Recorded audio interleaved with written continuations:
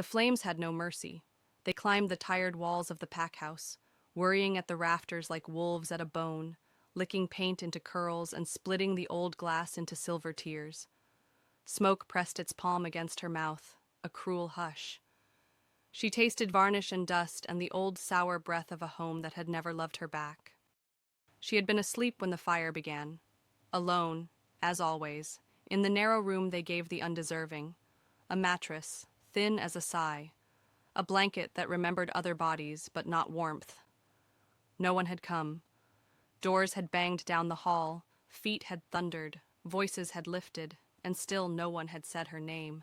She woke to heat blooming along the ceiling and a wind like a furnace under the door. She dragged herself to the floor, moving low where the air was mean but survivable. The boards burned through the thin skin of her palms. Her wolf rose and fell inside her like a trapped bird, useless without air. "You are nothing," memory said, a crowd of old voices twining into one. "You are a mistake the moon forgot to unmake." The smoke thickened. Her eyes streamed. She crawled past the crooked dresser with its orphaned drawer, past the chipped enamel basin, toward the door that had always been shut to her and now would not open at all. A handle like a brand. A tongue of flame kissing her ankle. Her breath staggered. Again, a clockwork winding down.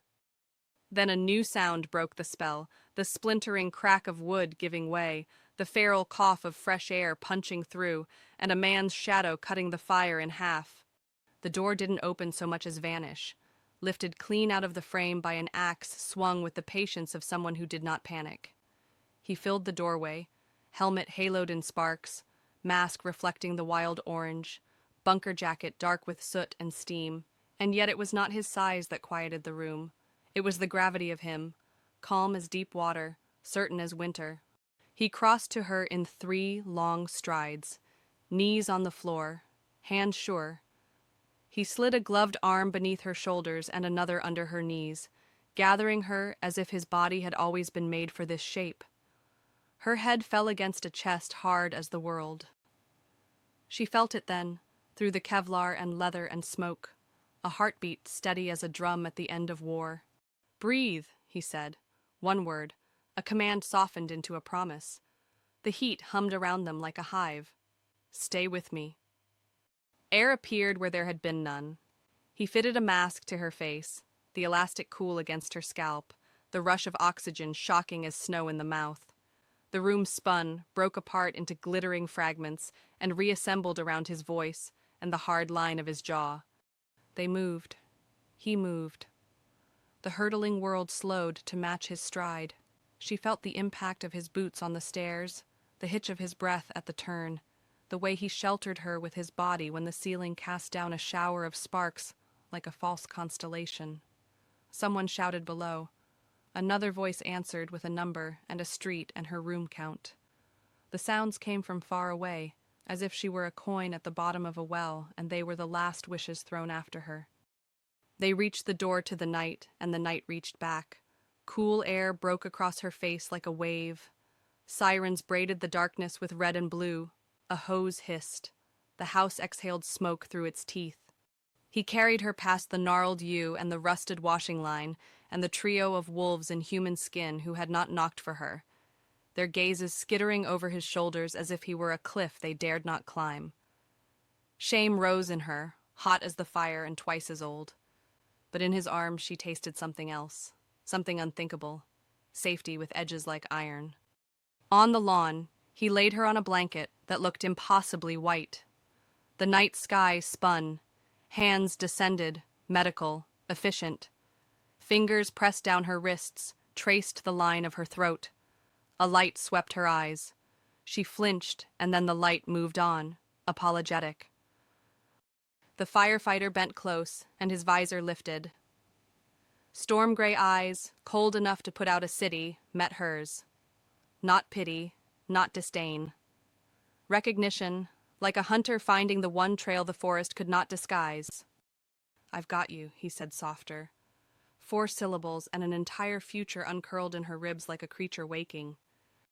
They pulled her onto a gurney. The straps clicked. She caught him watching, not like the pack watched. counting her failures, feeding on them, but with the patience of a man who does not step backward from a burning line. A paramedic leaned in, the world narrowed to latex and breath and the antiseptic bite of hope, and then the doors shut and her rescuer was only a square of night framed in red. The ambulance rumbled away. The siren wailed once, twice, then fell into a long howl that carried her into the city. Hospitals split time into fluorescence.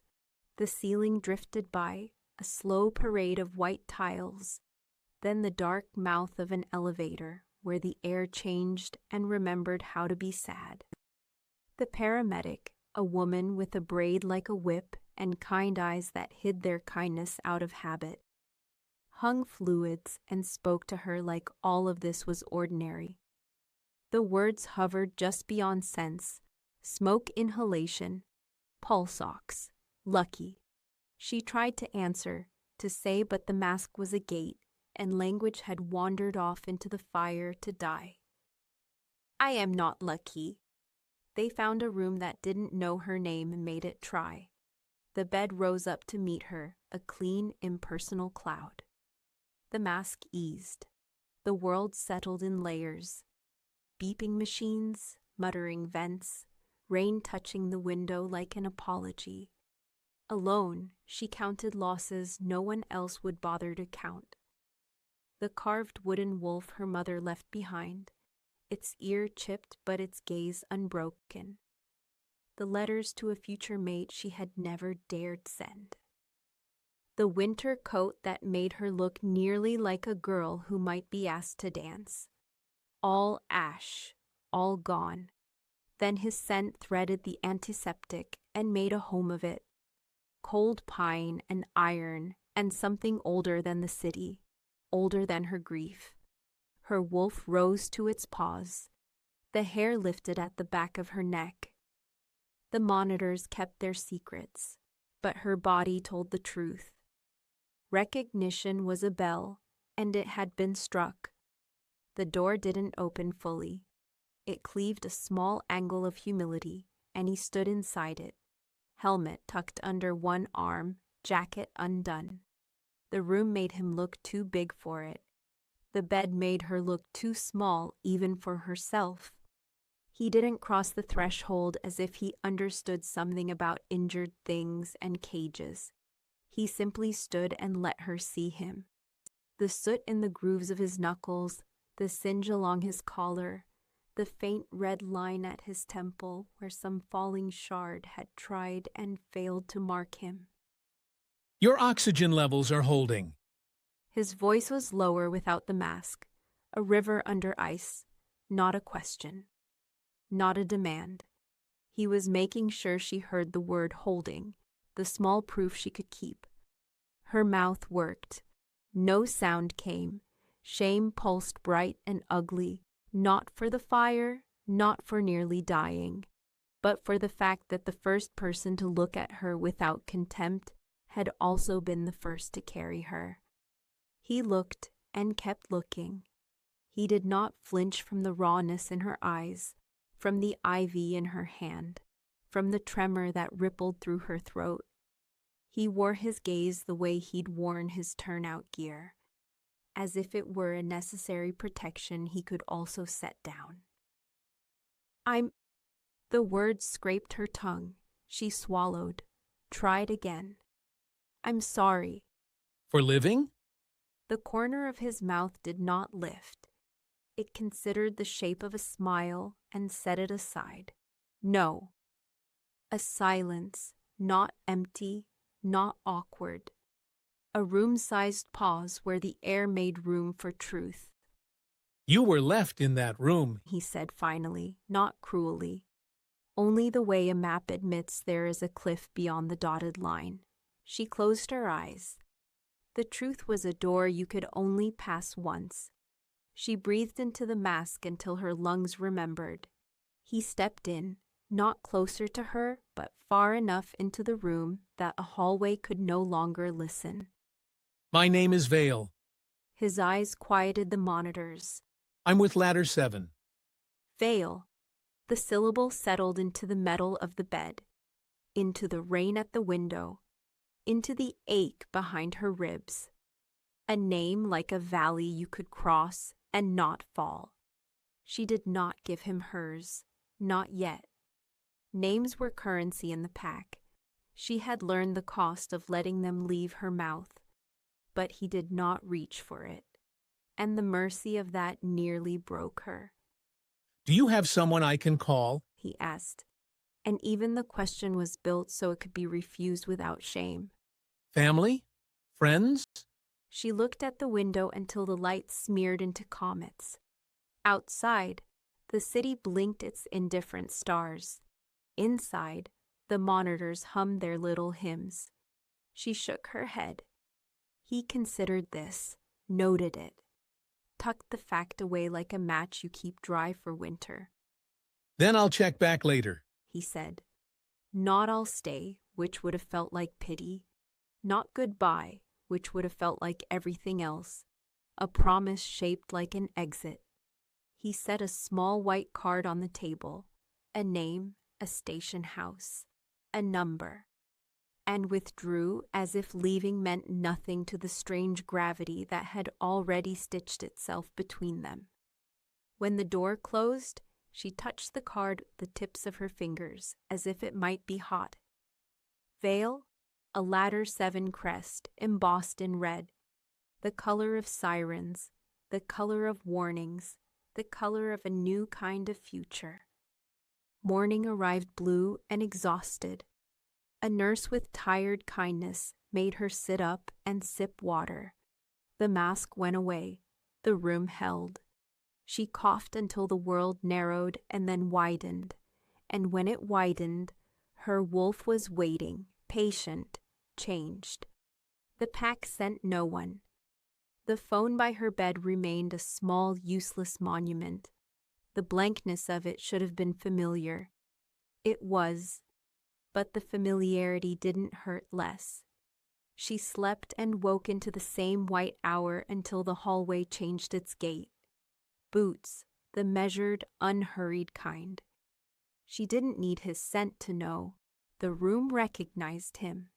He paused in the doorway again, as if the hospital and the forest had both taught him the same etiquette. He had shaved. The red line on his temple had faded to a rumor. He carried 2 coffees, steam stitching the gap between them. I thought you might want something warm, he said, setting one on the tray table and stepping back, the distance carefully kept. They were out of sugar. I tried to look like someone who wouldn't take offense at that. The smallest sound passed through her, almost a laugh, if laughter remembered how to be quiet. Thank you, a whisper threaded with gravel. It felt like borrowing a voice from a better girl. He nodded, took his own cup like it was armor he could drink. For a while they watched the window as if the weather were a play they'd both bought tickets for. Rain turned to a brief, stubborn brightness. Somewhere, a siren went by. Mercy and brutality sharing a throat. I don't know your story, he said at last. I know the house. I know the stairwell, the heat signature in the far corner room, the way the door held longer than it wanted to because someone nailed it wrong years ago and never told the truth about it. I know you were inside alone. His gaze moved to her hands, to the gauze at her palms, to the faint tremor running through the tendons. And I know you stayed. I couldn't make them say my name, she said. The confession surprised them both. It sat on the blanket like a small, stunned animal. So I stopped saying it too. His jaw tightened, not in anger, but in the kind of grief men don't know where to set down. Then start with mine, he said, and there was something like warmth in it. Say Vale. She let the name into her mouth. Vale. The monitors did not change, but everything else did. A wire pulled taut. A compass needle centered. The wolf inside her stood steady, eyes bright with a recognition older than laws, older than houses, older than men who think they may leave a girl in a room she is meant to die in. He lowered his coffee without drinking. He looked at her like distance was an oath he would keep until keeping it caused harm. When you're discharged, He said quietly. someone should take you somewhere that is not back. The words reached for her the way his arms had reached through the smoke. Not possession, not charity, an opening cut into a wall. I don't have, she stopped. The word anyone tasted like cinders. You have a station with a spare couch. He said, as if reading the place where her voice failed and pouring water on it. You have a captain who doesn't like empty rooms. A tiny, almost invisible shift of his mouth. You have me, if you want that to be true. The bond, there it was, bright as a coal under ash, impossible to misname now that it had warmed the entire room. It throbbed softly between them, a pulse only their bodies could hear. Fated was a word for storybooks, and yet his presence was the first honest thing the world had offered her in years. She closed her eyes. She opened them. She did not look away. I want it to be true. He didn't move closer. He didn't have to. The decision reached them both at the same time and sat down between them, patient, inevitable, warm. Rest. He said, the single syllable turned gentle as wool. I'll be outside. He set his cup beside hers, then turned and left, as if the leaving were a door he could hold open from the other side. The room exhaled. The rain gathered itself and fell harder, but it could not put out the thing that had started burning in her. She looked at the white card on the tray, at the steam braids still rising from the coffee he'd brought, at the window where the city kept blinking like a stubborn heartbeat. In the bed's thin sheets, she felt her wolf turn toward the sound of boots in the hall and go still, poised, listening. Not a savior, not a myth carved from fire and frost, a man who ran into burning houses and carried out what others left behind. The cold had been her only companion. It receded now, inch by inch, as if someone had drawn a circle around her and told the winter it could not cross. Outside, the siren's distant cry broke into rain. Inside, she closed her eyes and slept the first unafraid sleep of her life. Her name a coal under ash, waiting for the breath that would make it glow. Chapter 2. Smoke Between the Stars. The hospital walls never slept. They hummed with vents, with machines that blinked their little green assurances, with wheels whispering down endless linoleum. She lay beneath their vigil, caught between wakefulness and dream, every sound sharper than it should be, every silence heavier. When she closed her eyes, she saw the house again, flame licking the ceiling, smoke curling its fingers through her hair, the door swollen shut like a wound. She woke with her own breath caught in her throat, the mask gone now, but the memory of it still pressing on her face. The pack had not come, not one voice, not one message. She had been left, and their absence here only confirmed what she had known in the fire. She was nothing to them. The thought was bitter, but it carried no surprise. What did surprise her was him. Vale. She hadn't expected to see him again. Firefighters saved lives, and then they moved on to the next alarm, the next catastrophe. But he returned. Not with ceremony, not with questions. He returned the way storms return, inevitable and grounding. She heard his boots before he saw him, steady, deliberate, each step carrying a certainty that reminded her of fire breaks dug deep into the earth, protective, immovable. The door eased open, and there he was again, helmet absent, jacket folded over one arm. His shirt was dark, with the faint memory of soot. collar undone as if he hadn't slept yet.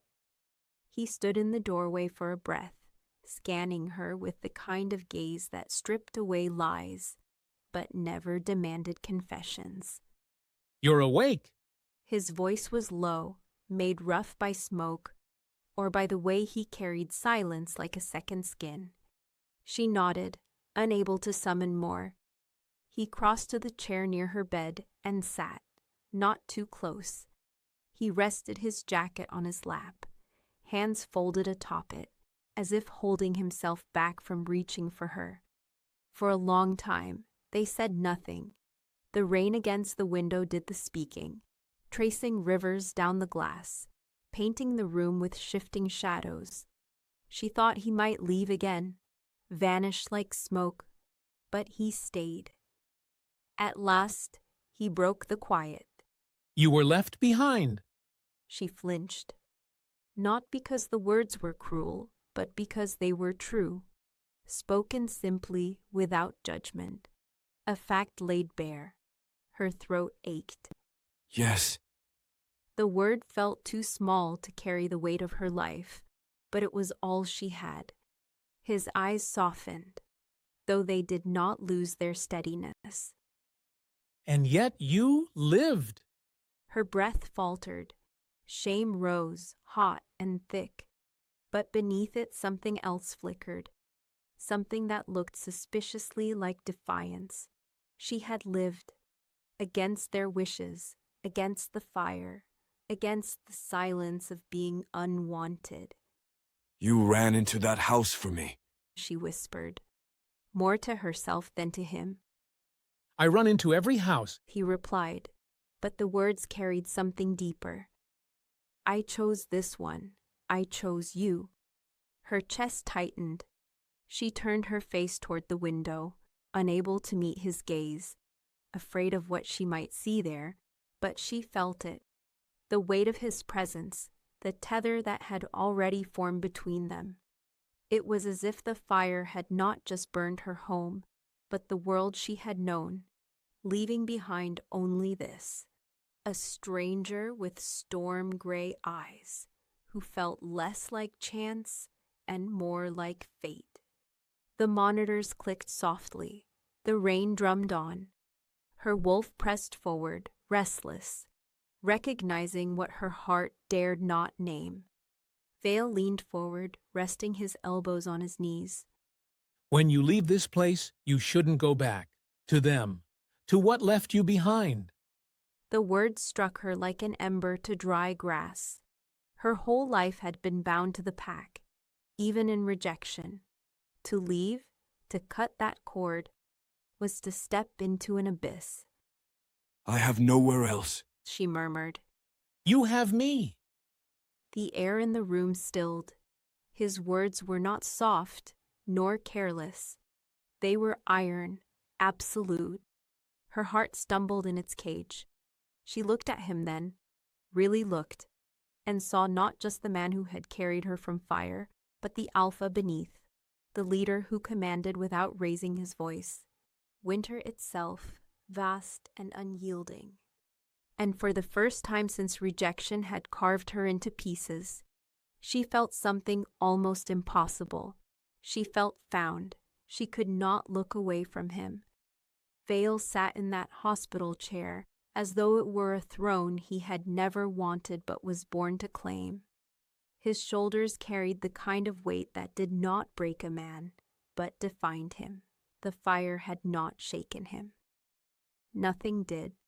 And yet, in the quiet rise and fall of his chest, she thought she saw something that unsettled her more than flames ever had. Recognition. Her wolf stirred, low and uncertain. It pressed against her ribs as if begging her to listen, to stop hiding from what was written in the marrow of the night.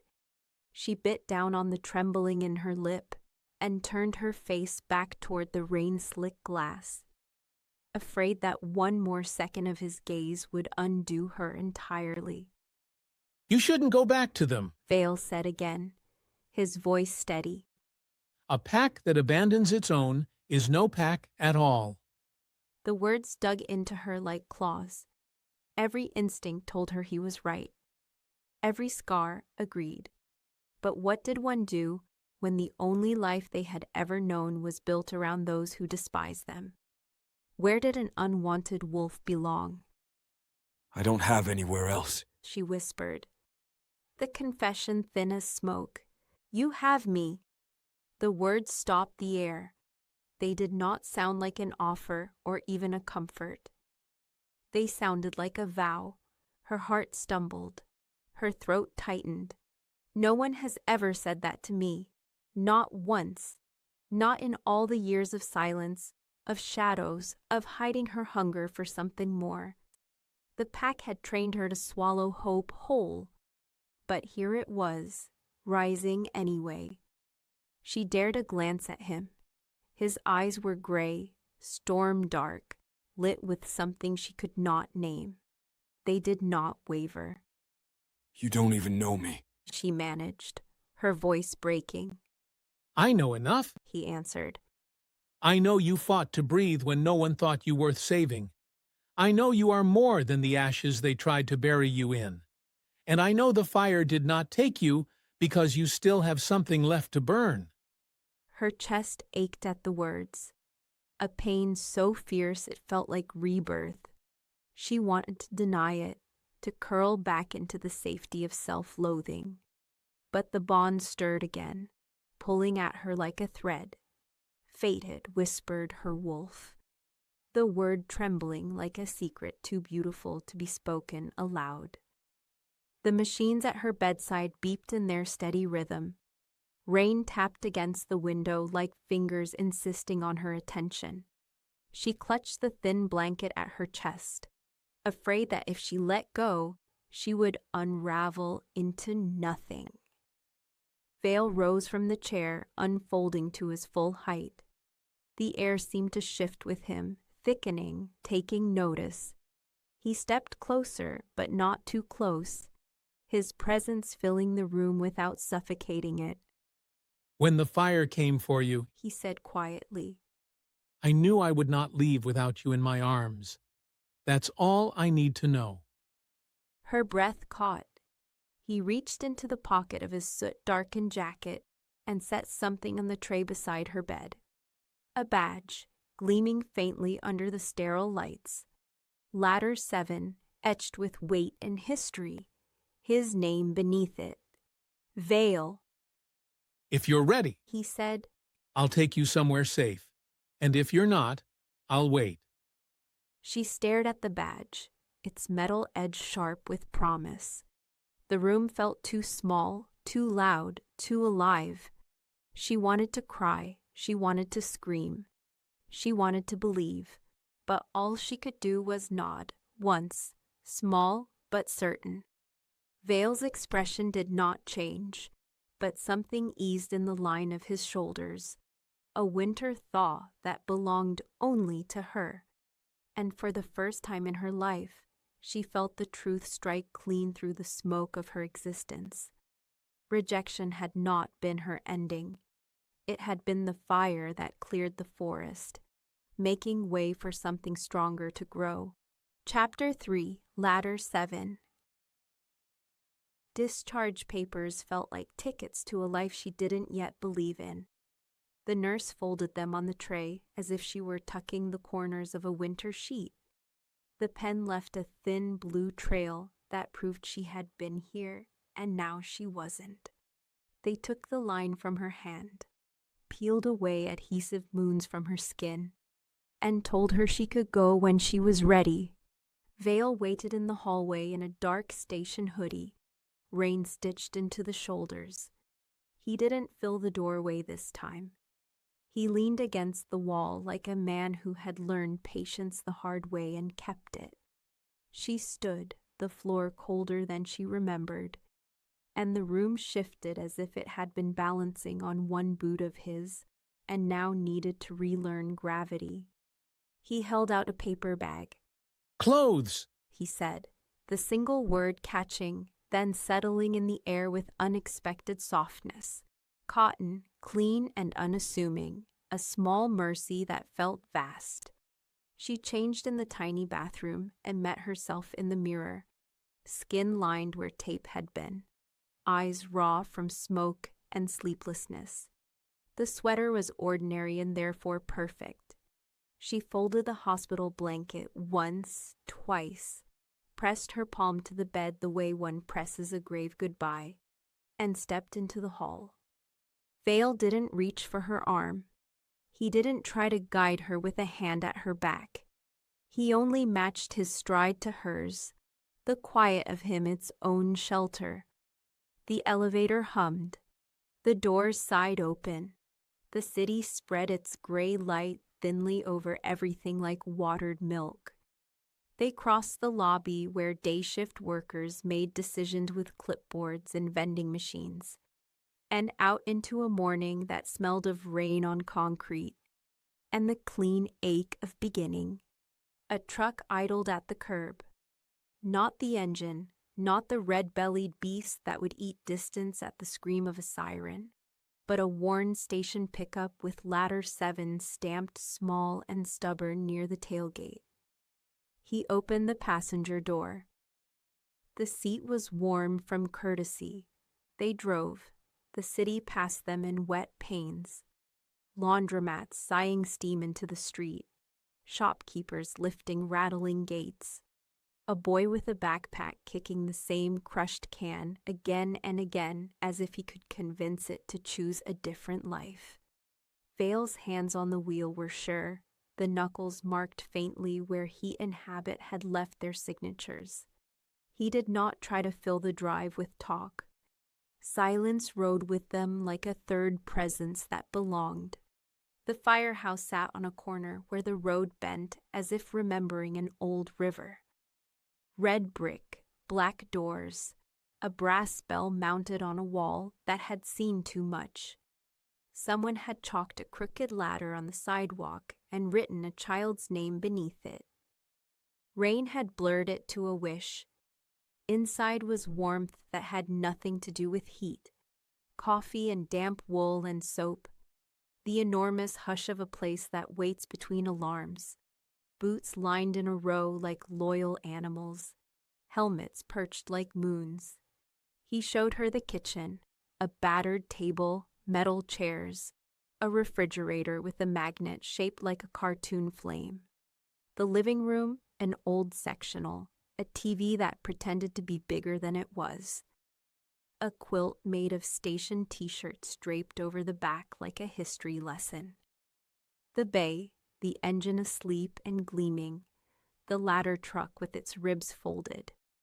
The tools laid in their places like sacred instruments. He named nothing. He let the house do its own introductions. A dog padded out from behind the couch, black and brindled, one ear missing like a secret. He regarded her solemnly, tail making a hesitant promise. Vale rubbed the dog's neck as if they'd both survived something mean. Rook, He said. The dog pressed a cool nose to her wrist and pronounced her acceptable. Vale tipped his head toward the couch. cot's upstairs, He said. but the boys snore like a chorus. The couch is quieter. The corner of his mouth moved infinitesimally. It's also closer to the coffee. She took the corner closest to the window. The glass was old enough to ripple the world. She tucked her legs under herself and tried not to seem like she was making a nest. The quilt smelled faintly of detergent and smoke and rain. Rook circled once and settled at her feet with the sigh of a creature who has found his fallen. He set a mug on the table without asking how she took it. The steam climbed her face like a blessing. He stayed standing, as if his body understood the mathematics of distance and safety, and was capable of solving them in real time. The bell above the bay door loomed like a quiet god. You can sleep. He said. I don't think I remember how.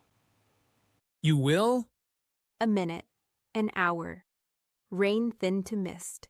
Somewhere, a siren lifted its head and then laid it down again. She dozed the kind of doze that keeps one foot on the floor, ready to run. She woke to find a note folded on the table, the handwriting square and unafraid. Went to check hydrants. Door stays open. V.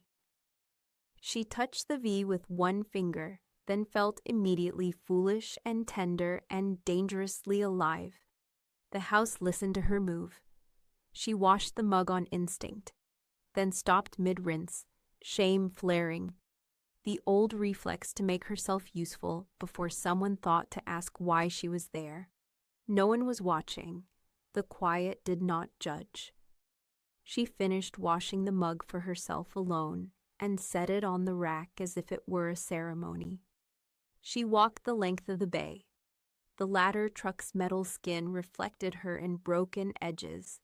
She thought of all the nights she had pressed a rag into a floor until her wrists ached, so the pack would not notice her existing. She ran her fingers along the rung, and the cold steadied her. The tones dropped, a sudden, intimate song that cut through bone. She flinched from a place deeper than memory, chest blistering again with the old taste of being left. Doors rolled. Voices rose and stacked and organized. Vale came through the bay like a decision, jacket snapping into place, helmet in hand, a geometry of purpose. He saw her even then. A brief meeting of eyes in the storm of movement, a tether thrown that did not need words. Then he was gone up into the engine, the door closed, the truck roared, and the firehouse became a shell that held her echo. She stood in the wide mouth of the bay and watched the taillights vanish into the rain. Rook pressed against her calf as though to remind her the building had a heartbeat, even emptied. Her hands shook. She flexed them until the tremor widened, and then left. She did not cry. The pack had taught her to do that quietly, if at all. Instead, she made herself a second coffee she did not drink, folded and refolded the edge of the quilt, counted the squares until numbers lost their names. She breathed like the mask had taught her, in steady measures, as if there were a man in a hallway repeating "breathe," and she could obey. He returned hours later bearing the weather in his shoulders. The engine backed into the bay with the practiced humility of a giant. The crew spilled out, voices low, moving toward showers and clean shirts and the ritual of ending. Vale was last down, as if he needed to be the last point of contact with the machine. He stripped his jacket, steam rising from the seams, and wiped a streak of ash from his cheek with the heel of his hand. When he looked up and found her still there, still breathing the house's slow breath, something eased in him that had nothing to do with tiredness. He didn't ask if she'd eaten. He took a loaf from the counter and cut it into thick, uneven slices, the knife ringing softly against the board. He set one near her hand. Bread and heat and the kind of kindness that never speaks its own name. Say your name, He said at last. Almost an invitation, almost a dare. Voice quiet enough that the house had to lean in to hear. She heard it echo down the corridor of years where she had stopped speaking it at all. A fragile thing, a coal under ash. She lifted it carefully to her mouth, the way one carries light out of a ruined room. Elara, It left her lips and did not fall. It hung in the air between them, bright as a small star. Vale nodded once, accepting it as a fact he had always known would arrive. Elara? He said back to her, as if setting it properly on its feet. Rook's tail thumped once against the floor like an agreement. He didn't ask where she had come from. He didn't ask who had locked the door or which voices had taught her to speak in halves.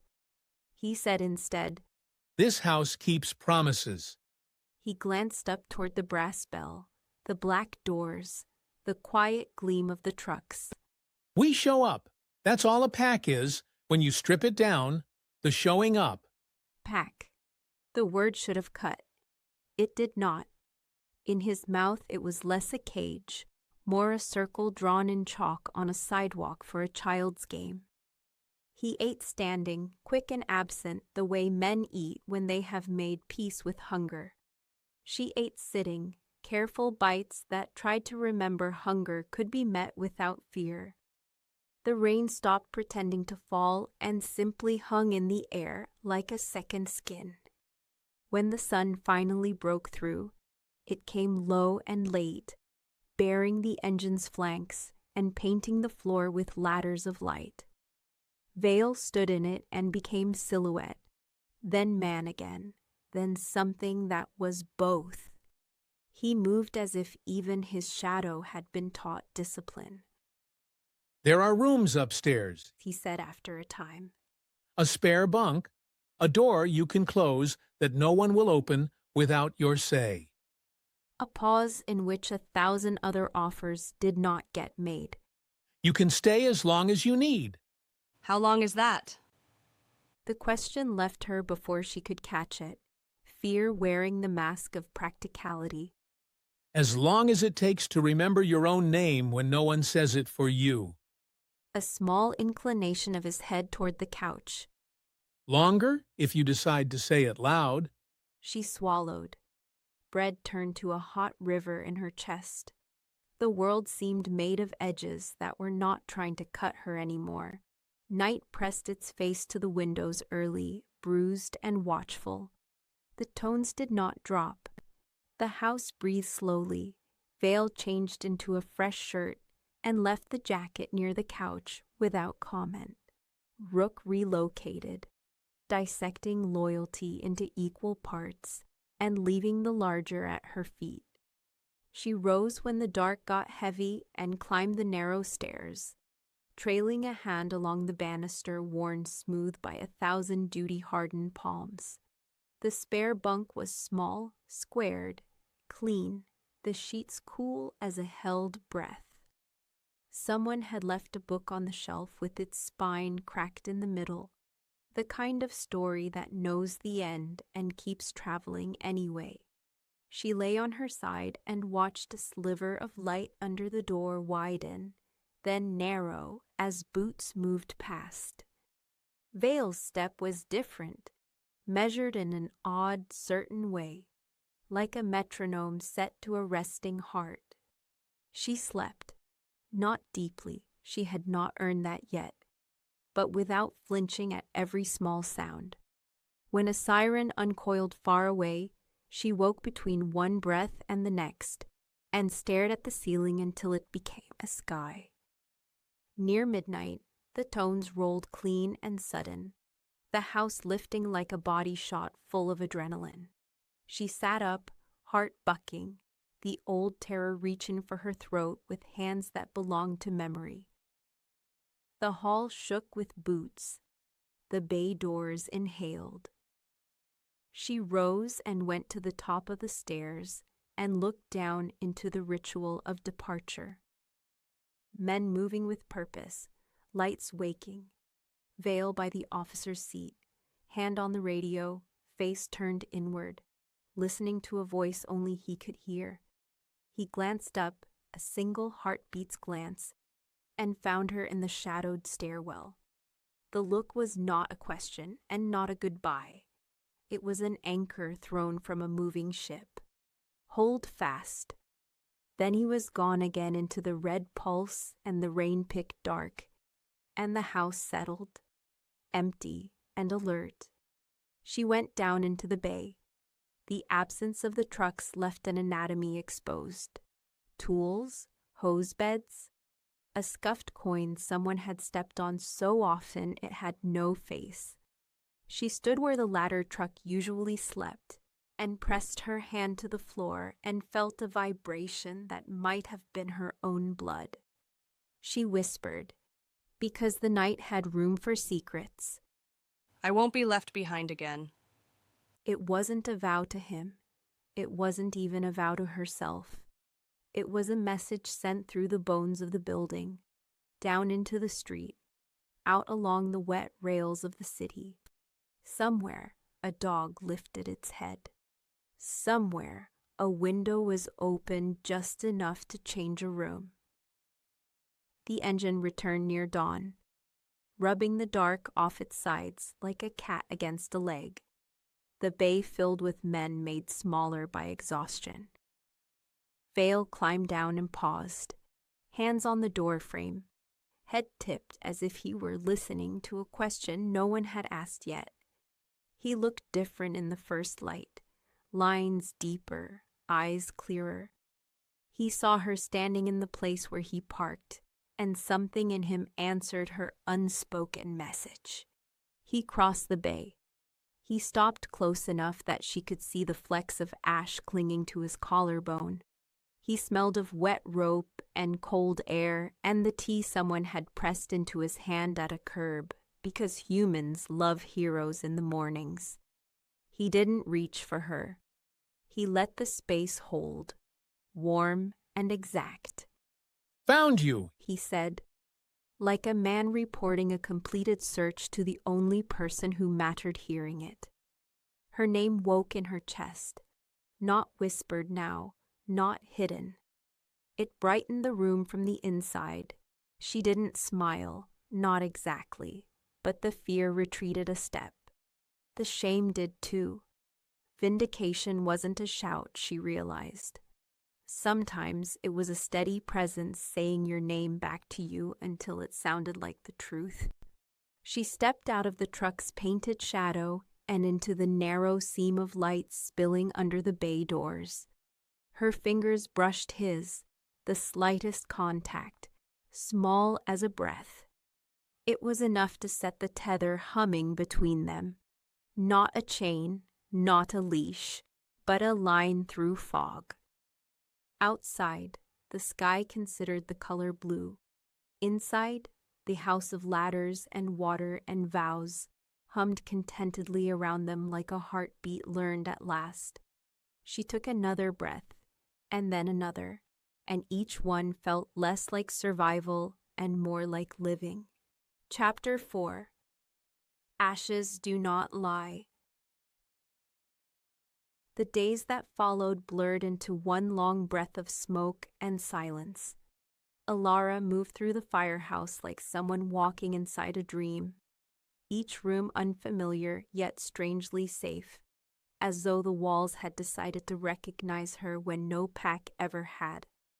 She rose when the men rose, their boots thundering down the stairs at the call of duty.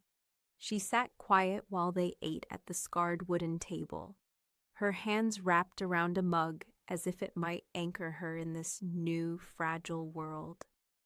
No one asked her name twice. No one mocked the tremor in her fingers.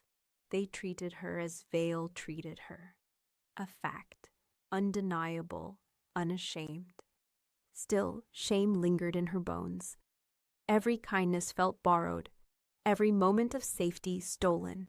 She waited for the reprimand, the cruel laughter, the reminder that she did not belong. It never came. And Vale was constant. He was a storm contained inside a man, but never turned against her. She learned the rhythm of his presence, the quiet command in his shoulders, the way silence deepened when he entered a room, the steadiness of his eyes that made the world seem less fractured.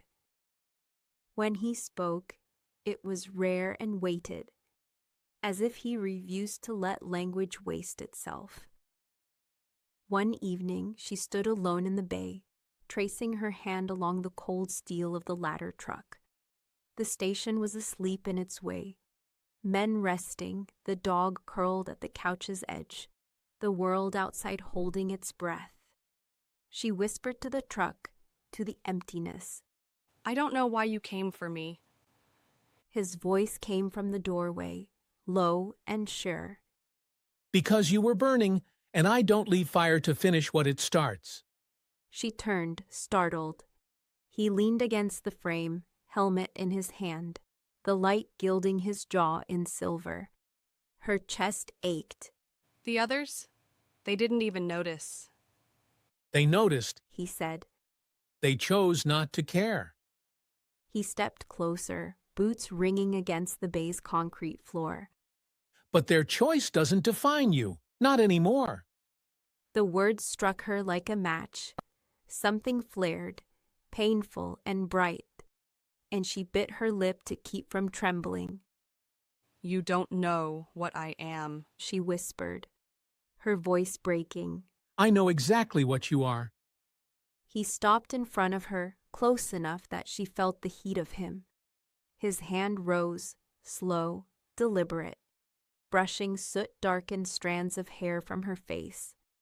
You're mine. The bond surged, undeniable. Her wolf rose to meet it, keening low inside her chest. Recognition thundering through every vein. Tears burned her eyes, but this time they weren't born of shame. They were born of the unbearable weight of being seen. The firehouse seemed to lean in around them, holding its breath. The air was thick with smoke, memory, and the first fragile promise of a future. And for the first time, she did not feel broken. She felt claimed. Chapter 5. The Mark of Flame. Night stretched long in the firehouse, stitched together by sirens and silence. Elara began to measure time, not in hours, but in the steady pattern of Vale's footsteps, the rumble of the trucks, the quiet thump of Rook's tail against the floor when she passed. The station became something she had never known. A place where her absence was noticed, where her breath carried weight. But the old voices still followed her. You are nothing, you are weak, better forgotten, they whispered as she folded blankets, as she stared at the coffee machine, as she lay awake listening to the rain slide down the windows. Shame had been carved into her so deeply it had become a second skin. Vale saw it. He always did. One evening, when the sky bruised purple and the city lights flickered awake, he found her sitting in the bay, knees drawn to her chest, watching the ladder truck gleam under the dim bulbs. He crossed the room with the soundless certainty of a man who knew where he belonged. You're too quiet, he said, voice roughened by smoke and use. Her throat closed. Quiet is all they ever wanted from me. He stopped beside her, looking down at the crown of her bent head. For a moment he said nothing. Then, what do you want? The question fell into her like a stone into water, rippling through places she had never dared touch. No one had asked her that before. Not once. Want had been a foreign word, too dangerous for an Omega who was meant only to serve and survive. Her voice cracked. I don't know. Vale crouched before her, his storm-gray eyes searching hers. Then start with this. Do you want to go back? The answer came sharp, immediate. No. Then you've already chosen more than they ever let you. His hand rose, pausing for permission. She didn't pull away. His thumb brushed the hollow of her cheek, a touch so steady it silenced every cruel echo. They left you in fire. I pulled you out. But what matters is this. You walked forward. You breathed. You lived. Her wolf surged, restless and desperate. The bond between them hummed, fierce and undeniable. Heat spread beneath her skin, not from fire, but from him. Her lips parted, trembling with words she couldn't form. Vale leaned closer, his breath warm against her smoke-scarred skin. You're not broken, Elara. You're marked. Marked, she whispered. By flame, by survival, by me. The world stilled. The firehouse, the city, the night itself seemed to fade until there was only this. His hand on her face, his voice weaving through her wounds. the bond rising like dawn after endless dark. Her tears fell silently, not of sorrow, but of the unbearable relief of belonging. For once her name did not feel empty. For once her heart did not feel unwanted. And for the first time since the rejection had nearly destroyed her, she allowed herself to believe that fate had not forgotten her after all.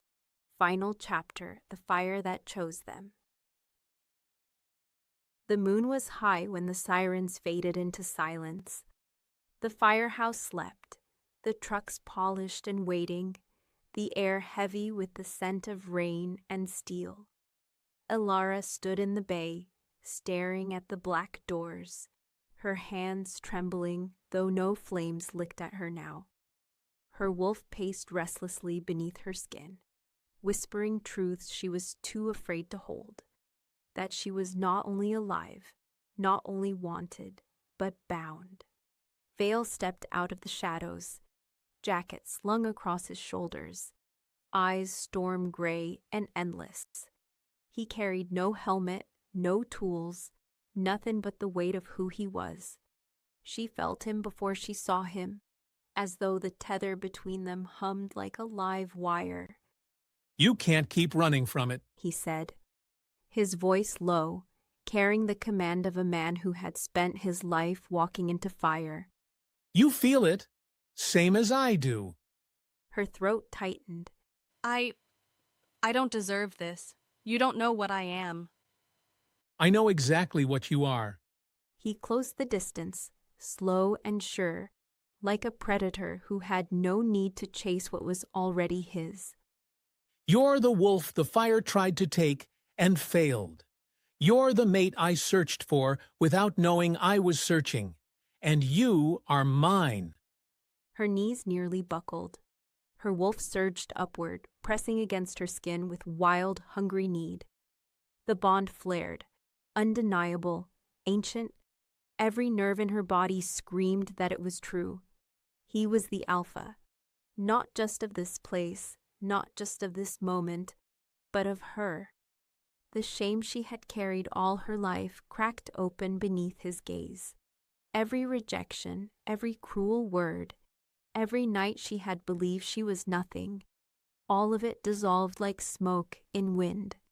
What remained was this: a man carved of storm and fire, seeing her as whole when the world had left her in pieces.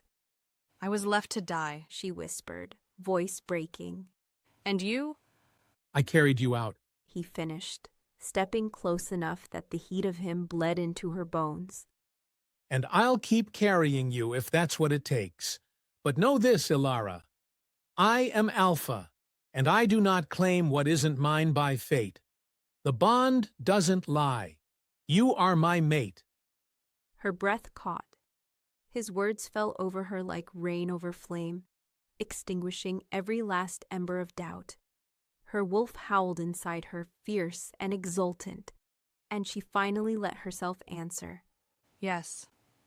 He touched her then, not like a savior, not like a stranger, but like a man who knew her soul as well as his own. His lips found hers, slow at first, then burning with the certainty of a bond sealed not by fire but by destiny. She melted against him, the ache of years dissolving in the warmth of his embrace. The kiss was not just love. It was vindication. It was a vow. It was the fire that had chosen them both, reshaped into something holy.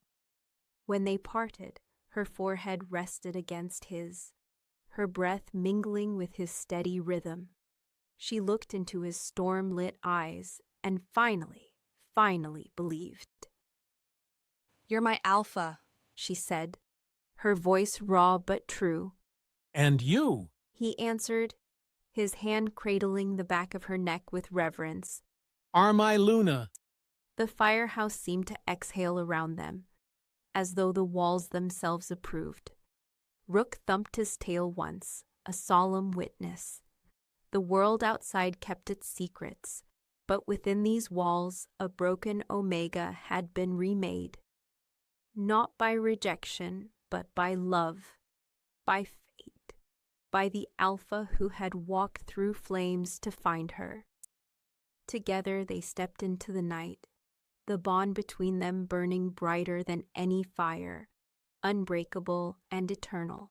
Epilogue: What the Fire Left Behind. The seasons turned, and with them, Elara learned to breathe without flinching.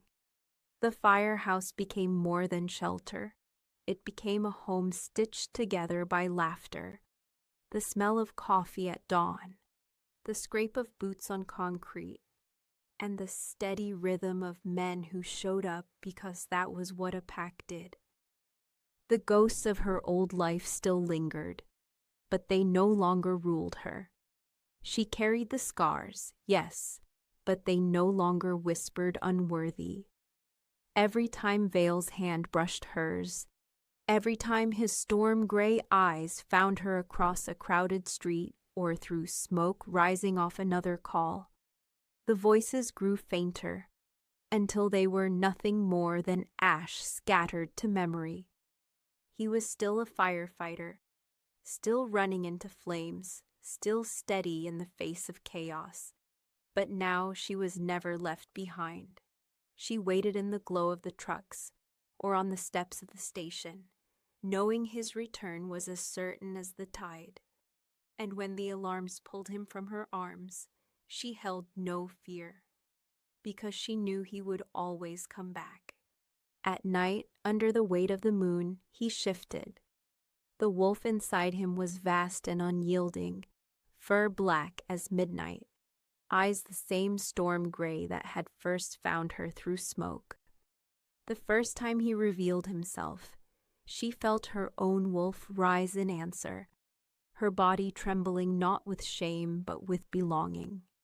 The bond sealed itself in the silence between heartbeats, in the way their wolves circled, recognized, and bowed to what could not be denied. You are my Luna, Vale had said then, not as a claim, but as a truth, and she had felt the title settle in her bones like it had been waiting there all along. From broken Omega to chosen Luna, the path had been carved in fire, and though the world outside still burned, though shadows still prowled and scars still lingered, Elara knew she would never again face them alone. The fire had not destroyed her. It had remade her. And when she stood beside her Alpha, the man who had walked through smoke to carry her out of the dark, she finally understood the promise hidden in every flame. Love, like fire, could consume, but in the right hands, it could also save.